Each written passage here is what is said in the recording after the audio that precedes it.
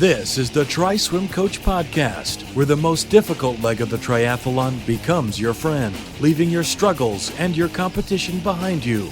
TriSwimCoach.com, helping you to laugh at the water. Welcome to TriSwimCoach. This is Kevin, and this is episode number 145.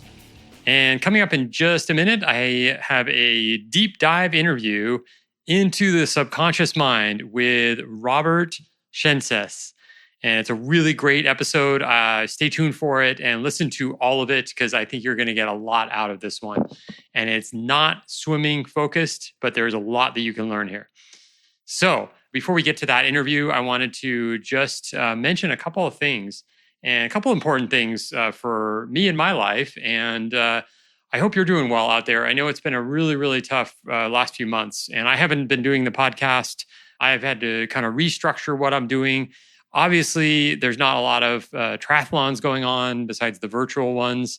And people are just not focused as much on training these days. And I've noticed that from kind of some of the responses I've received from people. So that's really unfortunate and it's really sad. But there are so many things that you can do and to make your life better. And we talk about it a little bit in the interview coming up.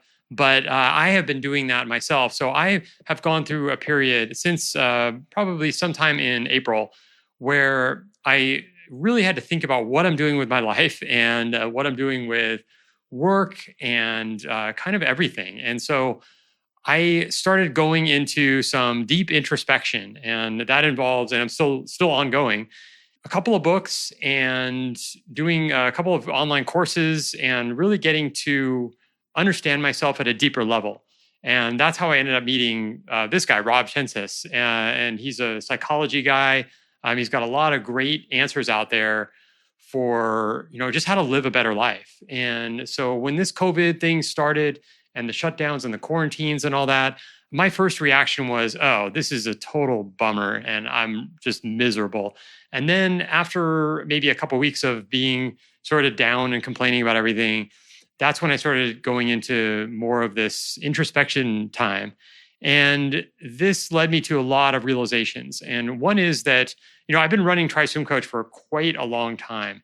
And I've gone through so many changes with the website, with the business, with the people that are coming in and going and everything. And so, and I've been doing this podcast, I think since, like 2009 or something. It's been a while. And I've had periods where I put out a lot of shows and then periods where I don't put out any shows for a while. And at this point, I am making some big transitions in my life. And one of them is I'm kind of consolidating what I do. So while I am going to keep TriSwimCoach going, we're going to have our programs, our newsletter, and videos and that kind of stuff. That is still going to be moving forward. However, this podcast, I am going to retire this particular podcast. And the reason is that while I was super passionate about swim training, and I still am interested in the topic, including technique and all the things that change and the interesting science behind swim training and swim technique, that is no longer my number one passion in life. And I feel like there are other people doing this out there. You can find them on YouTube. You can find them on iTunes, on your podcast subscription, and all over the internet. And I feel like it's time for me to kind of move into things that are maybe a little more suited to my current purpose, how I see my, I talk about this why all the time. I talk about, finding your why. And I'm finding my why. And one of the things that I am passionate about is freedom. And I've been doing this blog. This is kind of side project for years called freedomlovin.com. And there I talk about, how to be free in your life. And that encompasses several different areas. One is actually psychology and mindset. And then another part of it is location independence. So being able to live wherever you want and travel to where you want. And another is just personal freedom and, kind of looking at it from a perspective of how free are you? And so this is something that I've been working on for a while. I have a podcast that goes along with that. So what I'm doing is, if you want to hear some of these types of interviews that I'm doing, like the one with Rob, from now on, so after this podcast, that will be on my other podcast called Freedom Lovin'. So it's like Freedom Loving without the G at the end, freedomlovin.com. You can go there and subscribe to the podcast. If you want to give it a couple listens first before you make that commitment, that's fine. But I'm also doing some blogging over there and talking about kind of some stuff that we're dealing with on a daily basis, on a weekly basis, on a societal basis and things like that. So if that's something that sounds like it might be interesting to you and you want to keep following me on an audio format, then definitely head over to freedomlovin.com and check it out. Love to hear your thoughts on that and, kind of what your take is on freedom and where you're headed in your life. I would love to hear from you. So anyway, that was kind of a long introduction. And just to wrap this intro up, this is definitely a different time and we are all struggling. I know some of you are actually racing, some of you are still training, but a lot of people have just kind of thrown in the towel this time, which I can't blame you. And I've shifted my physical activity. I'm doing a lot of different things. I'm not training as much. I'm not working out as much, but I'm enjoying it. And that's the key right now, I think, is enjoyment. And, I think we'll get through this. This won't be forever. And I'm sure we'll have races back, but in the meantime, it's a great time to dive in deep into your mind and really figure things out to have an amazing life. However old you are, whatever stage you're in, this is the time. I mean, this is a great time to take a step back. And the races will be there later. The competitions, all that stuff is going to be there. But now, I think it's a really good time to just kind of go, okay, what do I want? What's my why? What's driving me in life and really get there. So, and we talk about this in the interview. We go through a little exercise with it too. So, okay, that's about all I had. It's been great having this TriSwimCoach podcast all these years. And it's been awesome having you guys as listeners. And I really appreciate your support throughout this time. But I will be around TriSwimCoach.com. If you're not on the newsletter, just go to TriSwimCoach.com and sign up. And if you want to follow the freedom stuff, just go to freedomlovin.com. I'd love to have you there. And now I'm going to introduce my special guest for this show, Robert Szentes. And he is a life and success strategist, transformational master trainer, a visionary and thought leader. It is his passion to inspire and authentically lead the next generation of conscious influencers and leaders who seek to empower others for the betterment of humanity. He is a former electrical software engineer, and these skills gave him the ability to understand and decode the complex logic of the human mind. He's the author of the best-selling book, The Mastering of Your Mind, a practical guide to break through fears and subconscious limitations and create peace and prosperity in your life. And he's also the host of the podcast, The Subconscious Secrets for Prosperity. And his website is amindinstitute.com. Rob, welcome to TriSwimCoach. Thank you, Kevin. It's always a pleasure to be on your podcast. Thanks again. Yeah, absolutely. So I'm really excited because we've been talking for a few weeks and you've been sharing a lot of your background with me and the things that you teach. And I'm going through one of your courses right now. And we did a webinar back a couple of weeks ago. And we had a lot of people show up to that, a lot of the TriSwimCoach community and a lot of triathletes were there. And we had some great questions. And I think it was just timely information. And so I wanted to bring you on the podcast to kind of expand on some of the topics that you went through on the webinar, and then maybe get into some other things that have come up more recently. Yeah, thanks, Kevin. And what I'd like to do is ask you to share what specifically you're finding, in your current experience, and also what your group of your tribe is experiencing. Because when I have those specifics, then I will be able to bring a really good and potent answers to the table. Yeah, absolutely. That sounds perfect. So yeah, I really want to get into those important topics that I think they're going to help all the listeners here, like everybody, including me. So I can't wait to get into that. But I wanted to first, can you just talk a little bit about your background and how it is that you help people? Yes, absolutely. So I am a master transformational coach, and I focus on the subconscious mind, the subconscious world. I teach neuro-linguistic programming and hypnosis and quantum hypnosis, and I do also train in spiritual psychology. And just so you know, all of these things may sound a little bit like woo-woo and out there, but by trade and by education, I'm an electrical engineer and I'm also a software engineer. And I was in the high-tech world for a little over 15 years. And I supported and worked for billion-dollar corporations. So I'm very familiar with the software and electrical design. And the reason why I mentioned that is because in 2010, early 2010, a little over 10 years ago, I was partially paralyzed by a stroke. So here I am living, the American dream, making six figures and driving fancy cars and loving life on the surface. I ate well, I exercised well, I've been an athlete all my life. And all of a sudden, I am on the floor, partially paralyzed and looking at the world in a very, very like a surprised manner, if you will.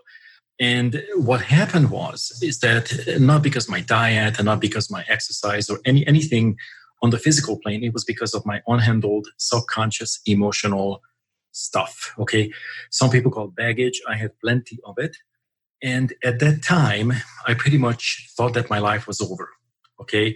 I was very frightened. I was very scared. I did all the right things that I knew of that were the right things. But all of a sudden, my life fell apart and all of my old strategies became invalidated. And at the time, I was exposed to this world of the subconscious mind. And as I was rebuilding my health, and by the way, today I'm perfectly healthy and I'm 52. I feel younger and more vital than ever.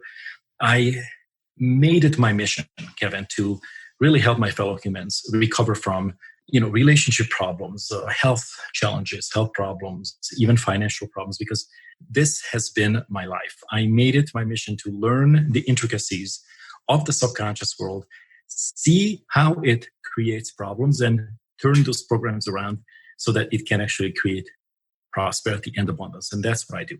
So I help people recover from seemingly impossible situations, given their vitality back, given their energy back, let it be a sleep problem, let it be health or relationship related.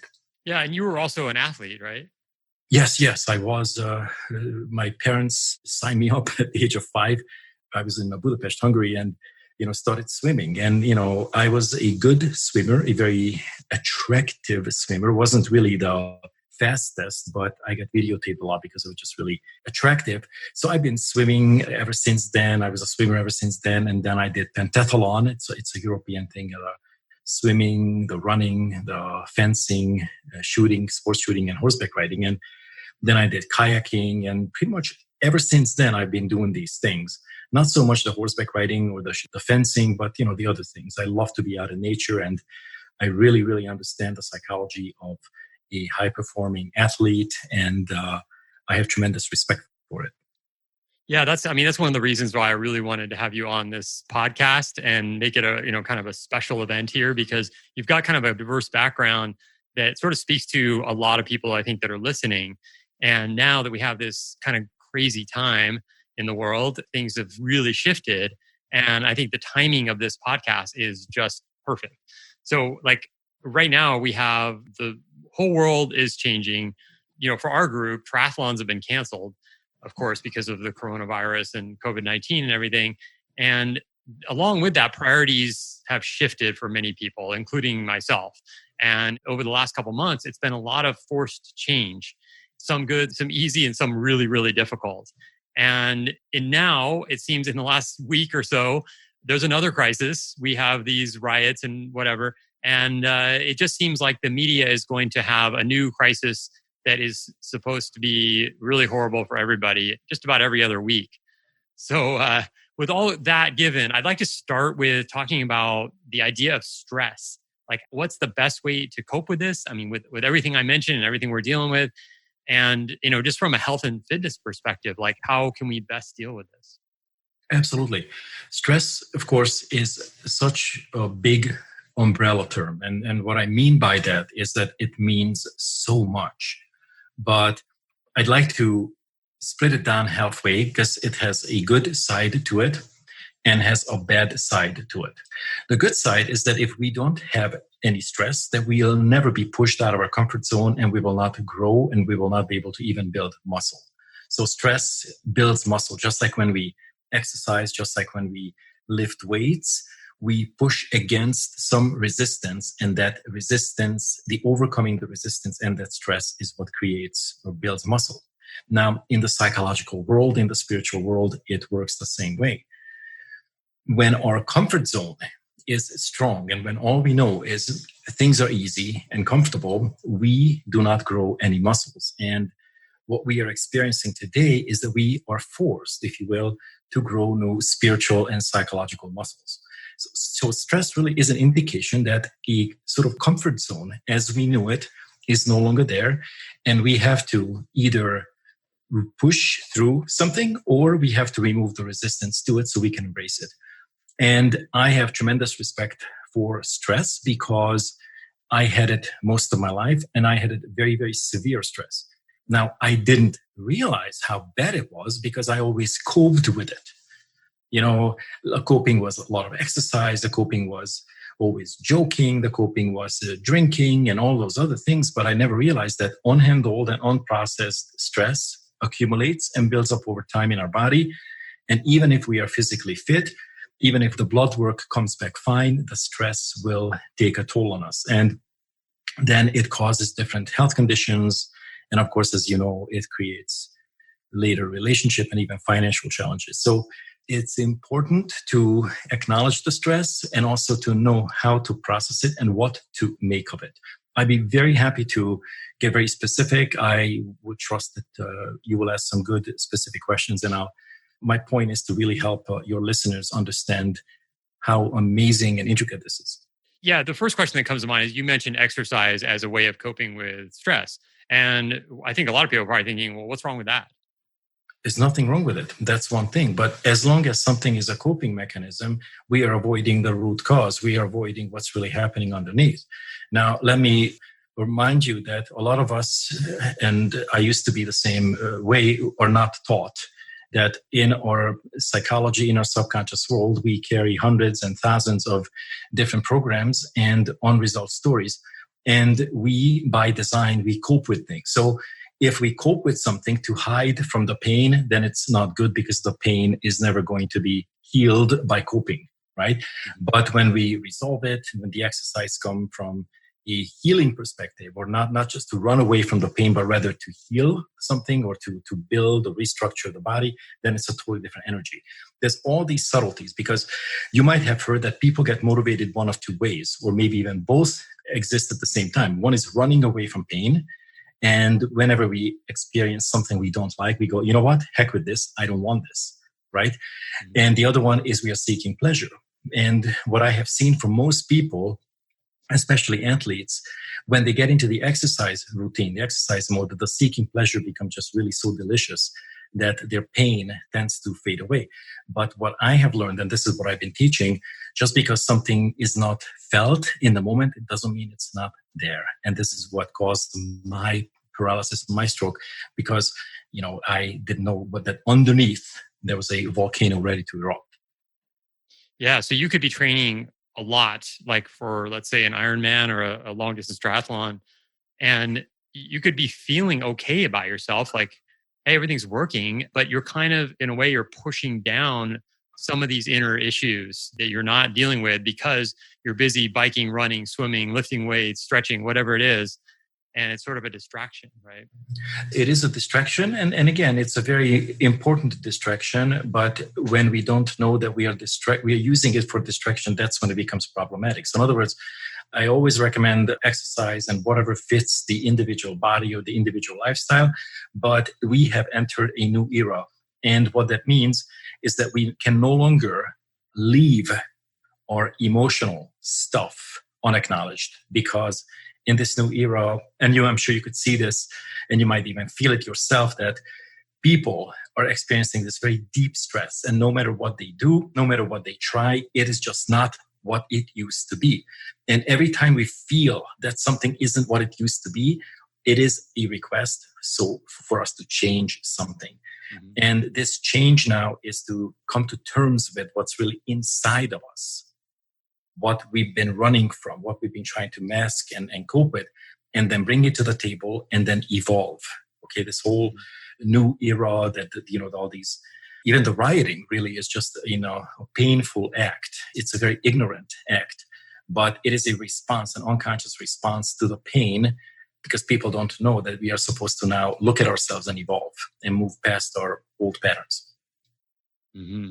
Yeah. So how would that, for example, just for my own situation, when the shutdowns started happening, this is back in March, I was pretty okay with it the first maybe 2 weeks.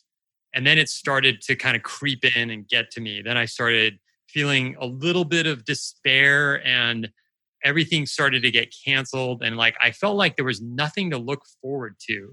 Like, this is just perpetually, I'm just going to be at home and everything's closed and I don't have any events on the horizon.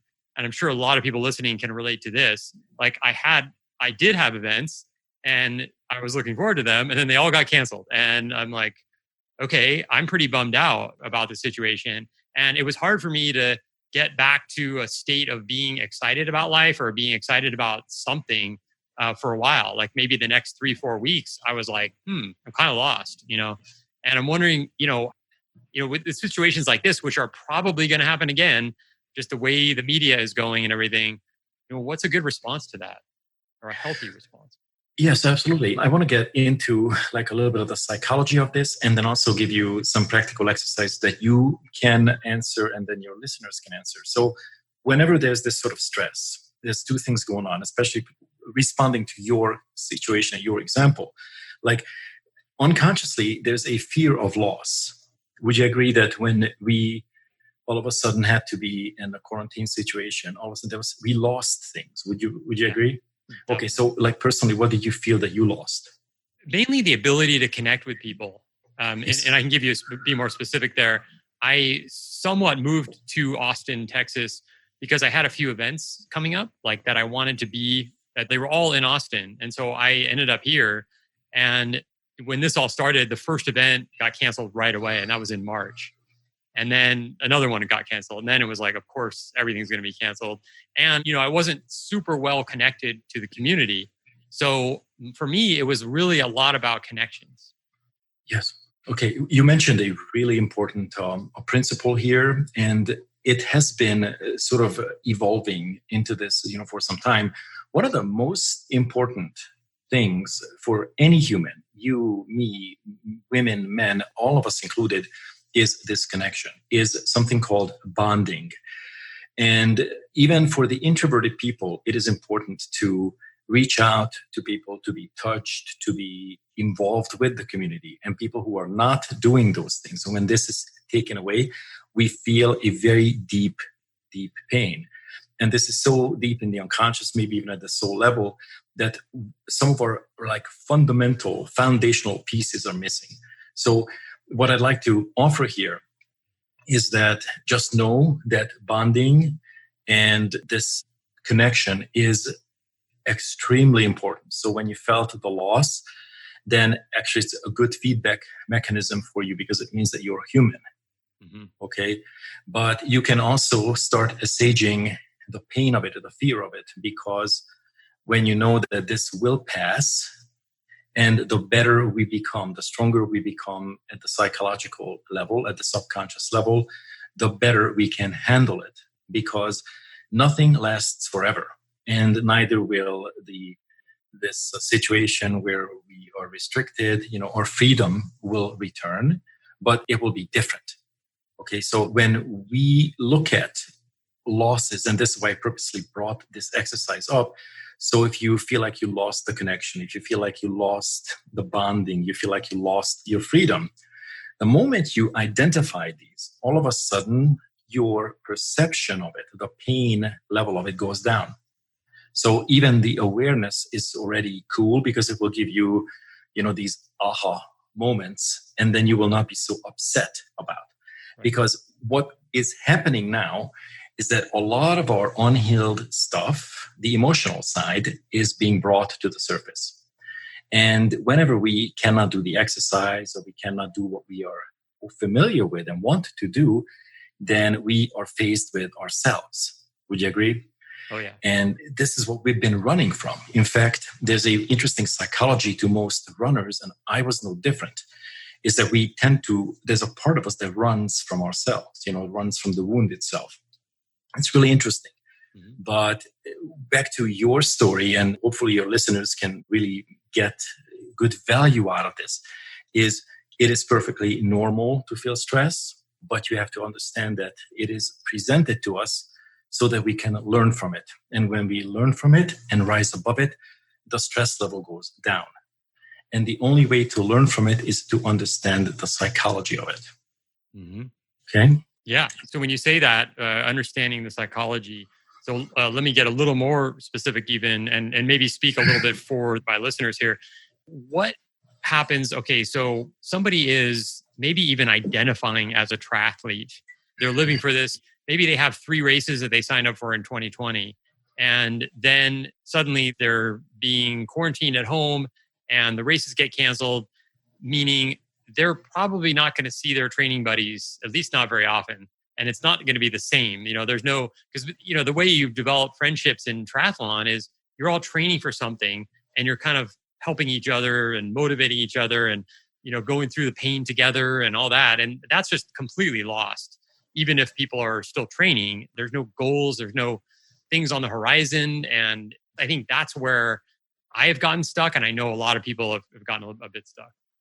Yeah, I hear you. And there's no replacement for the physical activity and the physical involvement. And I fully agree with it. And I guess right now, what we have, fortunately, we have the internet and the ability to connect virtually. And I realize it's far from enough, but you need to make the best of it, right? Mm-hmm. And so nothing will ever replace the physical touch, but you have to also understand that when options are taken away from us, and this has been throughout history, even if you move from, one school to another, or we get married or move out of home, certain options get cut off and then new options get introduced.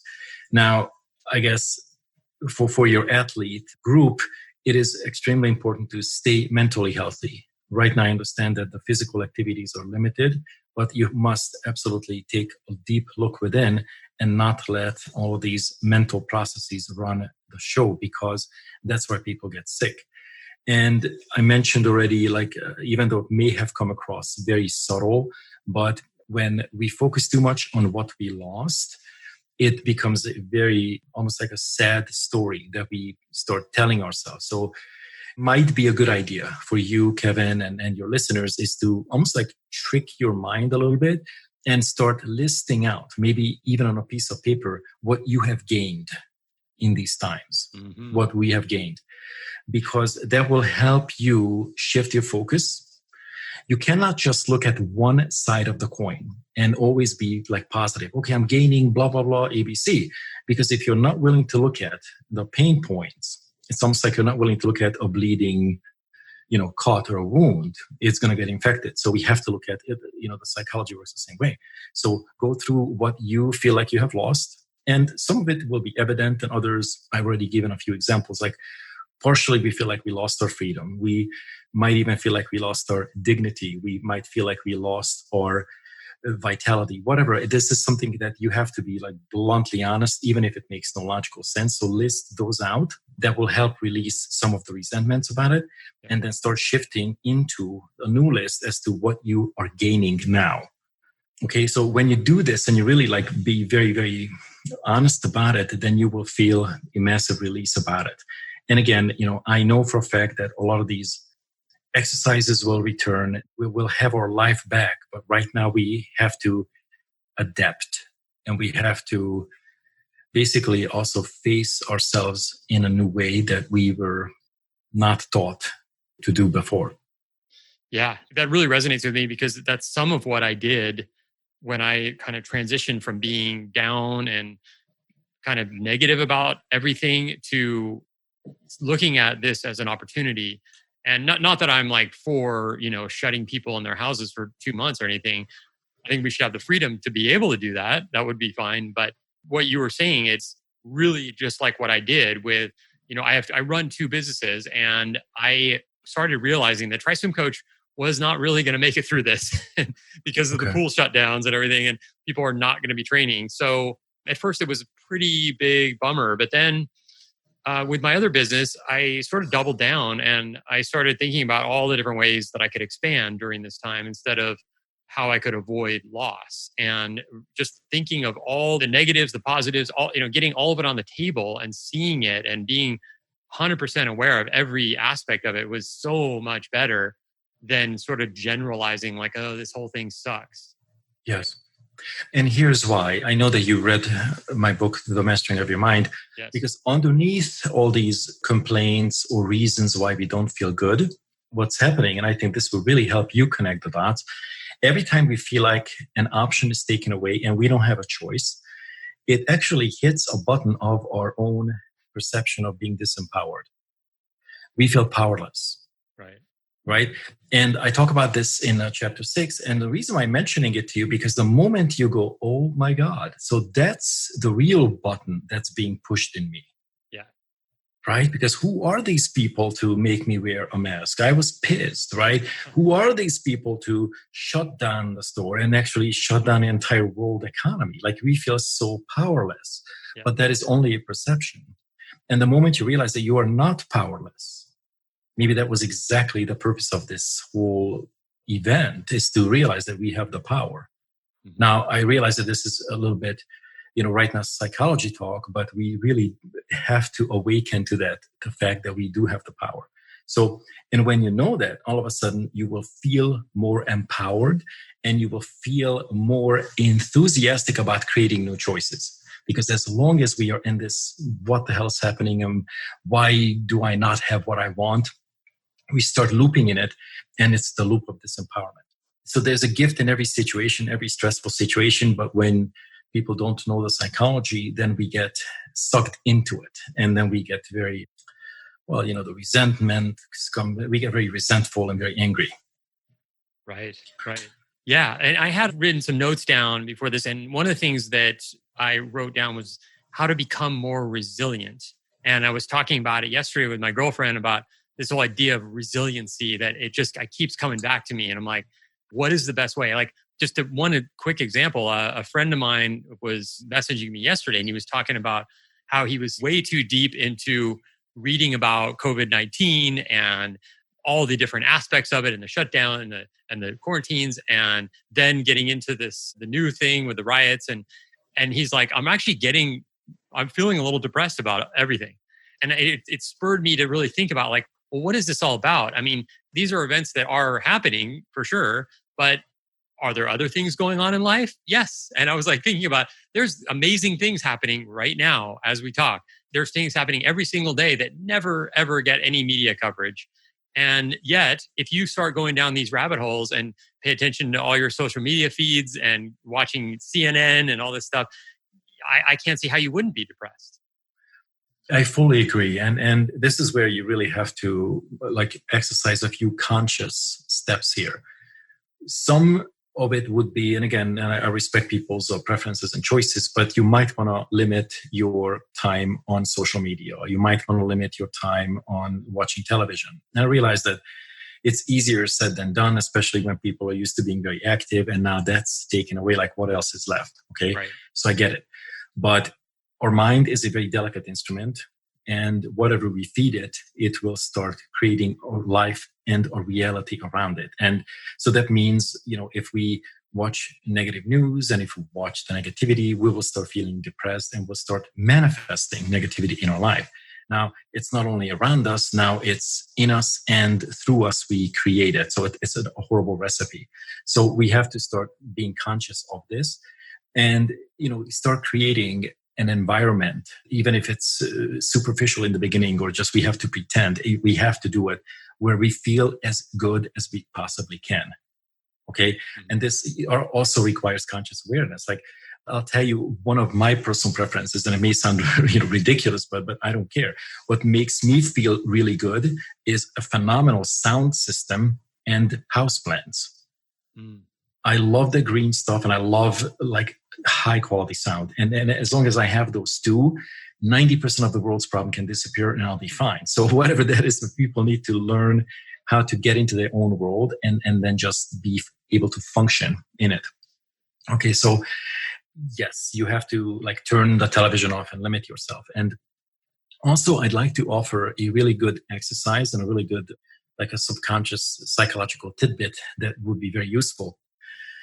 Whenever we want something in life, it requires some level of belief, well, hopefully a high level of belief.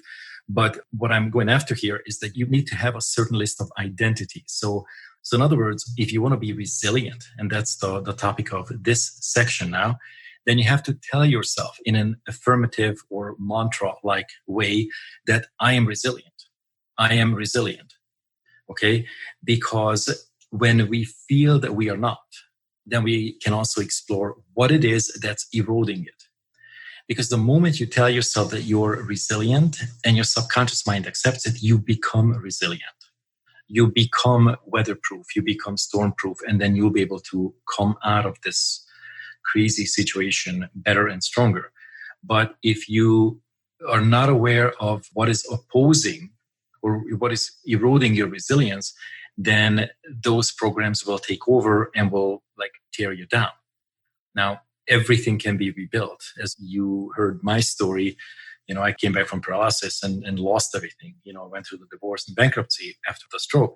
So the resilience can be built up, but you need to understand that it is of an identity and you really have to believe that you can achieve that. Mm-hmm. So I would suggest to set a goal about the resilience. You understand why you set the goal. Okay, that's important. This is something that has to come from within you. Let's do a quick play if you want to. You want to become resilient, okay? You said that. Kevin, for what purpose? Well, I want to be able to thrive in my life in any environment. For what purpose? That's a good question. I want to achieve a state of kind of being satisfied with life, all the time. All right. And for what purpose? I think, it just comes down to feeling good. Yeah, feeling good and feeling purposeful. Yeah, right. Purposeful. Yeah. So at the end of the day, all stress situations and all avoidance tactics and all of these crazy things that we do is happening because we either want to move closer towards our purpose or we are trying to stay away from it because we are scared of it. Mm-hmm. So what I did with you is called a chunking exercise, where we go outside of a usual neurological boundary or perimeter of the original thinking pattern. And when you follow this, and you can ask this 5 times or 10 times or 20 times, and if you can follow that logic, it will always arrive at purpose. It will always arrive at love, always arrive at the universe or God or God's love. And you know that what really guides us is always something bigger than us.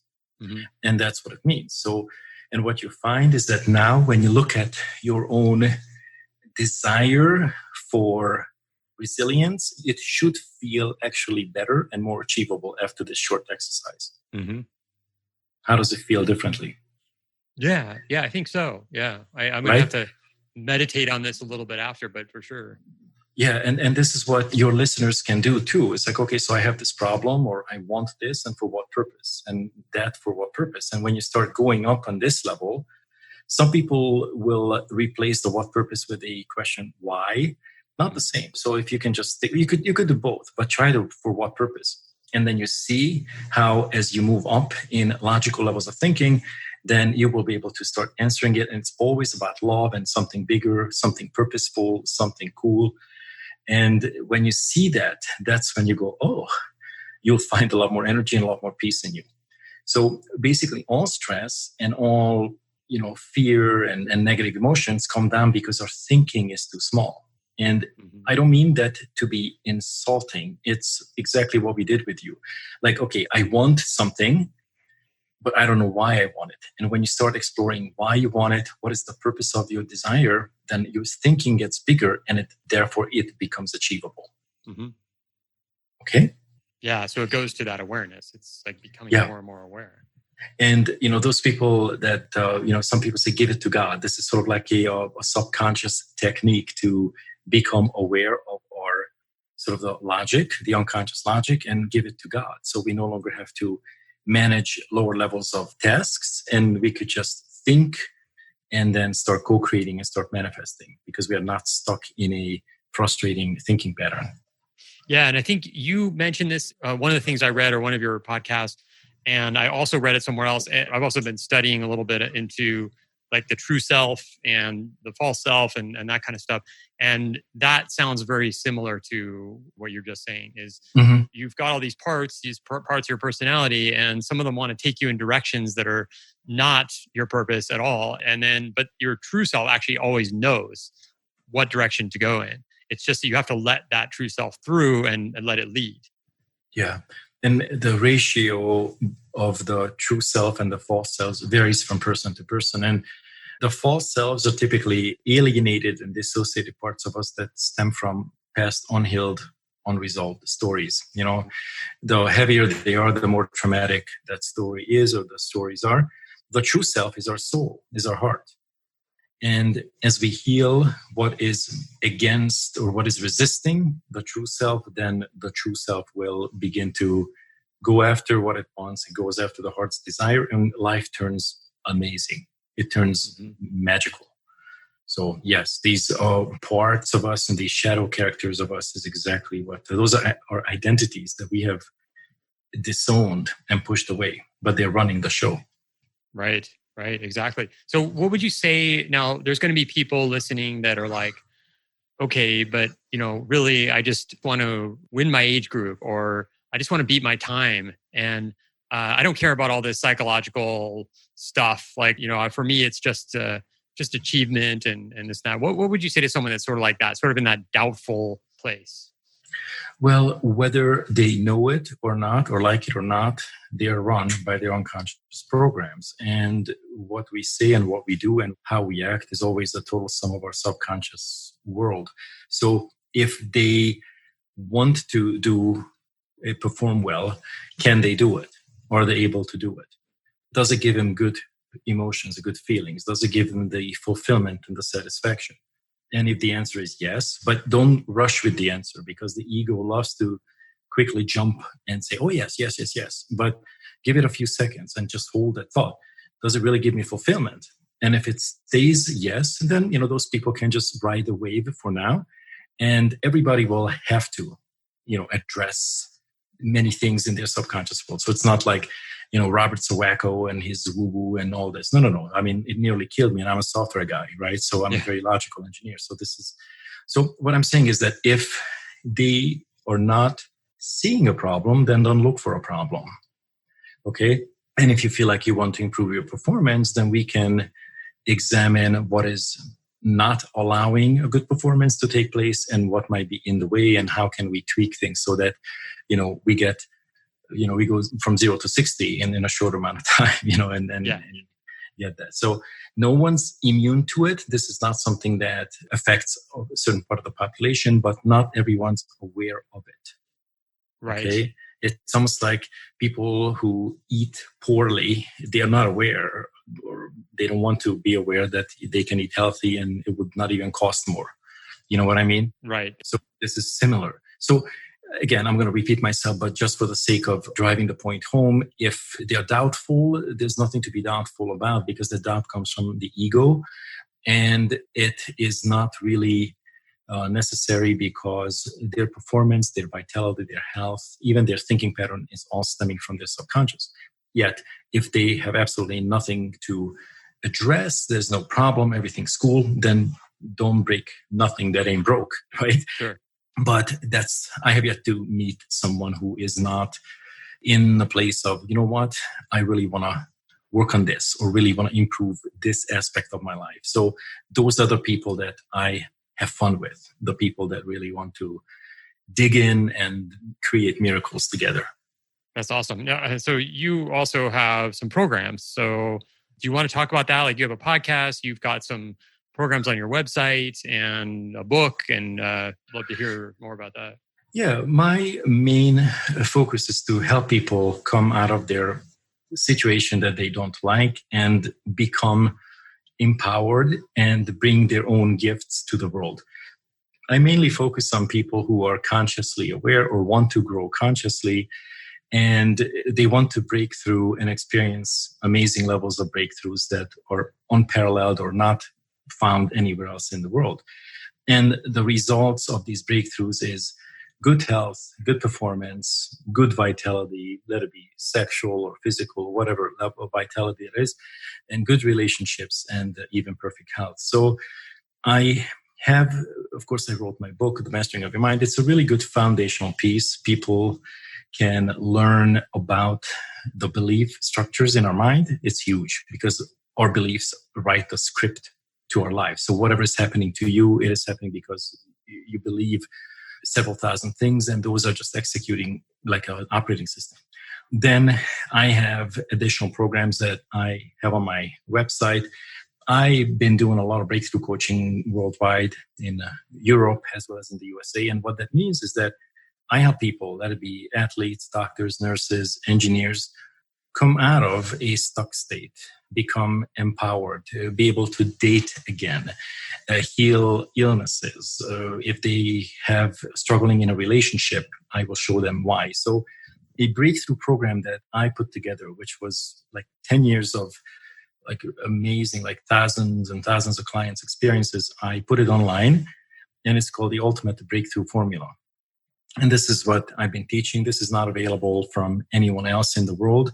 I focus on training also coaches and the next generation leading edge coaches and therapists. So their jaws are dropped because I give the formula how to heal all that stuff, how to fix all that stuff and come out awesome in the end. So it's on my website, and it's called the Ultimate Breakthrough Formula. And then I have additional coaching and training certification programs where I teach people techniques, the psychological techniques, the change techniques, how to change any situation around that is undesirable to where it works, to give you the financial abundance, the prosperity, and the relationship breakthrough, money breakthrough, anything that is necessary for the client. So my focus again, guys, is prosperity and deep subconscious level of breakthrough. And the reason why I focus on deep stuff is because that is what I have found that helped me. That is what I have found, that if we want sustainable results, we have to leave sort of the superficial layers behind and go a little deeper than what most people know of. And Kevin, that's what I did with you. Like, for what purpose? What purpose? Because we are going beyond what meets the eye. And the moment you start accessing those subtle, very almost like invisible thoughts, those carry the weight. They are doing the heavy lifting for us. So yeah, so I thoroughly enjoy what I do. I work with men and women and couples, and obviously all my 5-star clients and 5-star students are enjoying an amazing life today. Awesome. So if someone wants to get a hold of you or possibly join one of your programs, where should they go? They could go to my website, and it's A Mind Institute. So it's Advanced Mind Institute with A as an apple, Mind Institute, all one word, amindinstitute.com. And there's a yellow button. They can book a call or schedule a call with me. And I list all my podcasts on that webpage. I also have access buttons for my certification programs as well as my online courses that I offer. So reach out if this resonates with you, if you feel like you're at that level of consciousness where you really want to, however old you may be, but you really want to make the rest of your life awesome, then I would be very happy to show you how.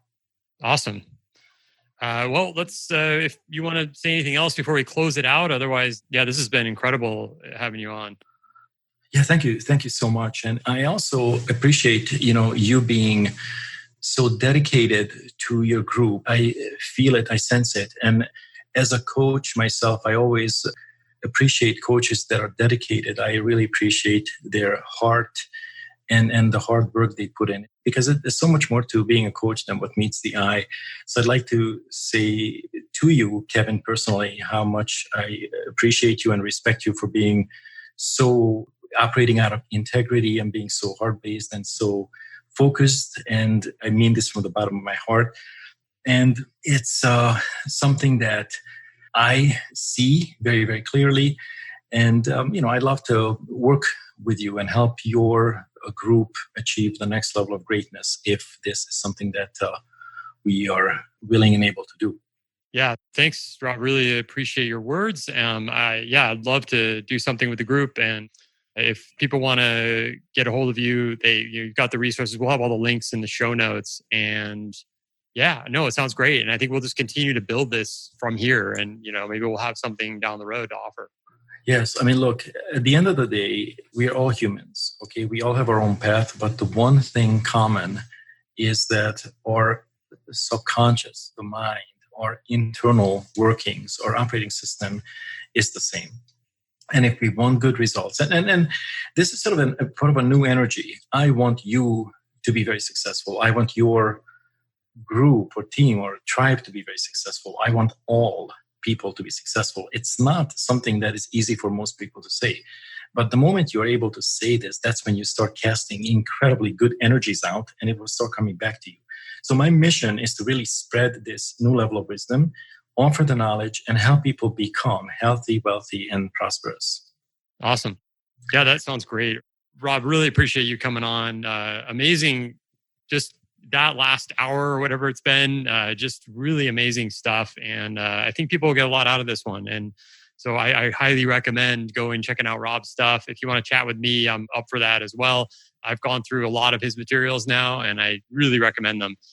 And so, yeah, without anything else, I think we'll just close it out there. Thanks again for coming on, and all the best with what you're doing.